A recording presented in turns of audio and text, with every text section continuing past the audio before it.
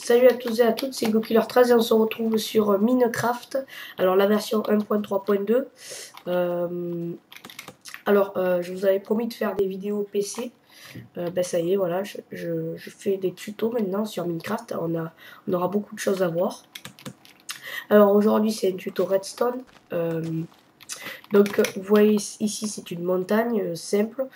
Et dans cette montagne il y a un coffre-fort bien caché. Alors vous voyez qu'il y a un levier. Donc ce levier là, vous pourrez par exemple le cacher dans une maison ou le cacher quelque part. Parce que c'est ce levier là qui va servir à ouvrir le coffre-fort. Alors je vous montre ça tout de suite. Hop. Alors des escaliers apparaissent et le coffre-fort s'ouvre. Donc à l'intérieur de ce coffre-fort, vous pouvez faire une maison ou placer tout simplement des coffres. Donc je vous montre un peu comment ça fait. Donc franchement, on se doute vraiment pas qu'il y ait une chose pareille. Alors maintenant je vous montre comment la faire, comment faire ça sur une autre un autre coffre-fort, on va dire. Alors c'est toujours pareil, ça fonctionne pareil. Hop, hop. Donc c'est un peu mieux aménagé, j'ai mis des coffres. Alors maintenant je vous montre comment ça marche. Donc, je le laisse allumer. On va prendre ça pour réparer plus tard. Hop, hop. Alors le mécanisme est hyper simple. Alors vous mettez de la redstone sous un levier comme ceci. Donc le levier va désactiver et activer la redstone. Pas la peine de relier le levier avec de la redstone qui passe à côté du levier. Non, vous mettez juste la redstone en dessous et ça marche. Donc la redstone, vous la faites passer autour des pistons collants. Vous reliez les pistons collants avec des dispensers reliés au premier cran. Ensuite, bon, pareil pour les deux autres. Ensuite, cette redstone, vous la faites passer comme vous voulez. Après, vous utilisez ça pour rebooster la redstone. Vous la faites passer donc comme vous voulez, la redstone comme vous voulez, comme vous le sentez. Ensuite, vous reliez la redstone donc à ces pistons collants avec des dispensers. Donc, je vous montre à quoi ça sert. C'est pour faire ça.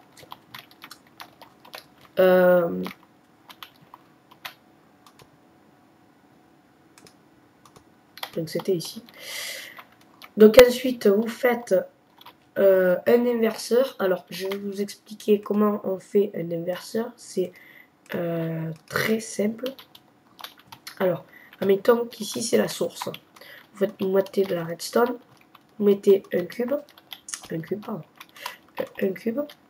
Sur ce cube, vous mettez une torche qui va s'éteindre. Donc en fait, c'est le système de l'inverseur. Donc c'est allumé, ici c'est éteint. Pardon, désolé.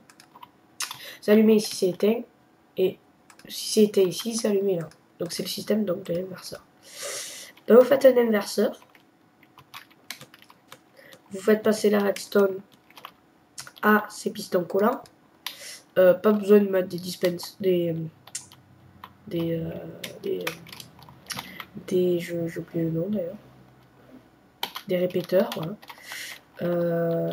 Donc pourquoi ai-je mis un inverseur? Donc j'ai mis un inverseur parce que autrement rien n'aurait été cohérent. Si, admettons, j'ouvrais la redstone, ça s'ouvrirait ici, donc ça, la redstone, le piston pousserait, et donc ici aussi pousserait. Donc c'est pour ça que j'ai mis un inverseur pour pas qu'il pousse ici. Pour qu'il pousse en fait quand le système est éteint par là. Donc voilà, c'est tout ce que j'avais à vous montrer. Donc comme vous pouvez le voir, ce système est très propre. Aucun fil ne dépasse. Aucun fil de redstone ne dépasse. Alors je vous remontre le système dans la montagne, c'est pareil, c'est exactement pareil. Voilà. Et après on va enchaîner sur la deuxième partie de la vidéo. Alors, deuxième partie de la vidéo, j'avais envie de vous montrer quelque chose de bizarre avec l'eau. Donc, vous voyez que ça fait des choses un peu bizarres avec notre eau.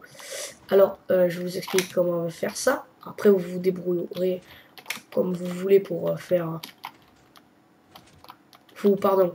Donc vous en ferez ce que vous voulez de cette eau. Donc vous mettez un rail avec un wagon dessus. Vous mettez un rail comme ça, je vais vous donner le nom exact. C'est un rail de détection. Le rail de détection relié avec des redstone, donc c'est la manière pour le faire clignoter mais un peu plus doucement. Donc si vous faites le système plus long, ça va clignoter encore plus doucement. Et ensuite vous reliez tout ça à un piston qui va s'ouvrir et se fermer, donc couper et remettre le courant. Si vous êtes à 1.3.2 comme moi, vous pouvez faire ça avec un distributeur, parce que maintenant dans les distributeurs on peut mettre des seaux d'eau, ils vont se remplir et se vider tout seul. Donc voilà, c'était tout ce que j'avais à vous montrer. On se retrouvera sur une prochaine vidéo, un tuto pour vous montrer un peu mon monde.